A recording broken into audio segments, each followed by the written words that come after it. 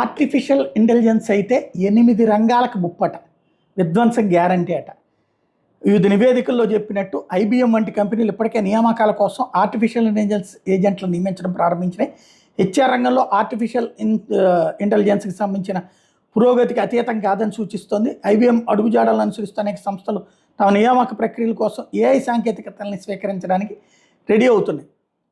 ప్రధానంగా డ్రైవింగ్ పరిశ్రమలో ఉద్యోగాలను కూడా ఏఐ ప్రమాదంలో పడేస్తుందని పరిశోధకులు సూచిస్తున్నారు. స్వయం ప్రతిపత్తి వాహనాల అభివృద్ధి ఇక భవిష్యత్తులో కొనసాగుతుందని, పూర్తిగా పనిచేసిన తర్వాత ఆర్టిఫిషియల్ ఇంటెలిజెన్స్ వ్యక్తిగత డ్రైవర్గా పనిచేయగలదని చెప్తున్నారు. అయితే అది ఇప్పుడే కాదు. కాకపోతే కోడింగ్ రంగం మాత్రం తీవ్రంగా దెబ్బతింటుంది. గూగుల్ జెమినీ, డీప్ రీసెర్చ్ వంటి సాధనాలను ప్రవేశపెట్టడంతో ఏఐ ఇప్పుడు మీ తరపున కోడింగ్ చేసేయగలదు. ప్రాథమిక కోడింగ్ పనులు త్వరలోనే ఏఐ నిర్వహించగలదని నివేదికలు సూచిస్తున్నాయి. ఈ రంగంలో ప్రవేశించే కొత్త వాళ్ళకి గణనీయమైనటువంటి సవాళ్లు ఎదురవుతుంది. అలాగే ఆర్టిఫిషియల్ ఇంటెలిజెన్స్ భద్రతా రంగంలో ఉద్యోగాలకు ముప్పు కలిగిస్తోంది.